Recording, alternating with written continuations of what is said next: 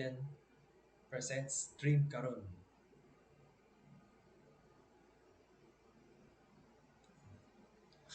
Ako po si Joshua Sadanya, ang pinakabagong platform ng STN, ang Stream Karon.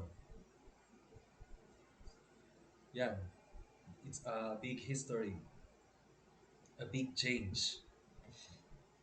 Yan, it's local and legit and original.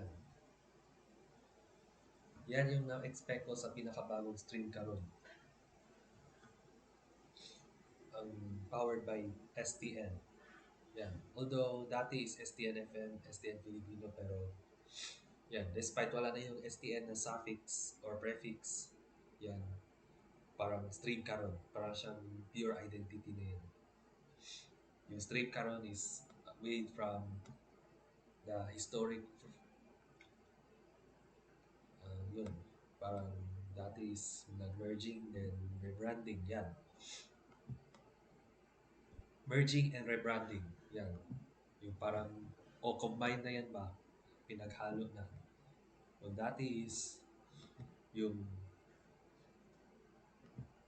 Black S at Mamalining Knife kaya naging Malo, di ba? Parang ano siya, parang hinalo-halo yung mga ano ba, programa, pangalan ng programa, then Malo, then plus STN Filipino, maging STN FM, di ba? Yan, yan yung combination. Pero for now, hindi na siya combination. Yan.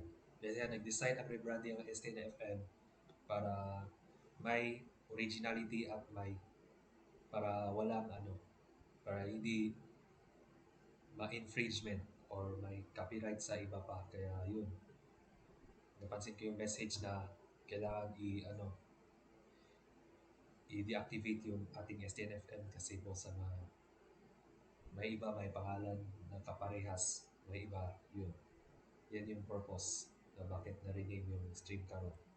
Supposed to be STNFM hanggang ngayon pero yan.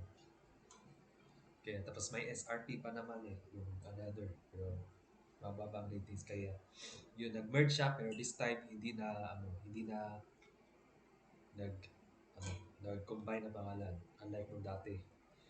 Supposed to be na plan is yung STN, FM, SRP pero hindi siya gano ka. Pero kaya nag-decide na rename sa stream karon. Yan, parang may originality siya. Yan, uniqueness at saka authenticity. Authentic, right? Yan. So, expectation sa stream karon is magtatagal siya for how many years? Kasi by 2027, mag-10th anniversary ang main STN, dating STV yan, 2027. Pero for now, 7th anniversary pa, October 21. Pero hindi gaano tayo mag-celebrate kasi pares tayong ganun. Pares tayong maliit pa. At ano pa, kanang brag, busy at saka ganun. May concern sa bahay, sa education, at more. Yan. Yan yung expectation sa stream karon. Kasi sakaling tapos na yung pag-aaral namin, lalo na yung mga captains and relatives, pwede tayo mag-invita. Parang in a growing family. Yan. Pwede rin, kung mayroon sa akong sariling pinsan o mga relatives, pwede tayo mag-share ng thoughts. Kasi mas masaya pag mas marami, pero yun yung expectation ko sa stream karon. Yan. Na every break, every school break, yan, ume-ere yung ating platform. Every Christmas and summer break, di ba? Parang summer and winter. For now is summer season pero hindi pero mainit kasi, di ba? At yung isa naman yung December is yung winter season, di ba? Yan, yung Christmas season. Yan yung ano po. Hindi yan by season yung pang-ere ba? Yan. In between school breaks yan siya. Ulitin ko, by May to July or August yan yung operational summer break. And then by December to May, around January yan, yan yung Christmas break or Christmas season ng ating STN at STN Dream Caron. Yun. And as I expect, it's para siyang pang-pamilya, di ba? Yung mga sikat na mga vloggers. And also, yun, pwede tayo mag-live anytime, anywhere. Yan yung expectation ko sa stream karon. Kasi yung sa studio namin sa Hilsa, di ba? Okay naman yun, pero yung problema is parang hindi kami yung appreciate yung peace of mind ba kasi medyo ano siya, closed na area doon sa Hilsa. Yung yung ngayon ang tinitirahan namin, di ba? Mas prefer na i-tape ko siya outside. Yan. Maghanap tayo ng electrical source at saka yung wifi. Yan yung requirement kung makalipat na tayo ng bagong tahanan sa malapit sa aming farm. Yan yung expectation ko. Yung pinakamalapit sa ano, Wangan, di ba? So, gagawa tayo ng production location na mas presentable, di ba? At hindi naman mas maingay, di ba? Yan. Kaysa naman sa mga studio na yan kasi kung sa loob ng kwarto yan ginawa, parang okay naman yan pero may ano kasi, may boredom kasi hindi mo makita yung mga surroundings. Puro para ka nakakulong sa kwarto mo, walang ano. Pero unlike kung sa labas yan ni ano,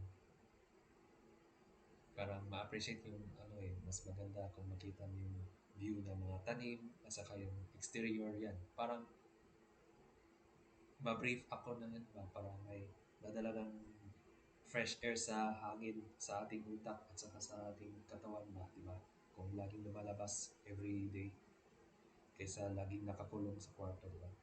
Tama yung sinabi ng parents ko, kung laging nakalock up sa lusong ng kwarto yan, yung oxygen sa utak ay hindi papasok, di ba? Unlike kung laging lumabas ng bahay yan, para mapasok yung oxygen sa utak para ma-circulate at para kung ma-circulate yung utak natin is yan, feeling relaxed at fresh, di ba? Yun. Yan yung expectation ko sa bagong bahay natin sa Wangan. Mas magaling at mas presko at mas komportable. Kasi yan yung coinciding sa stream karon. Yan. Coinciding yan sa transition ng aming bagong tahanan.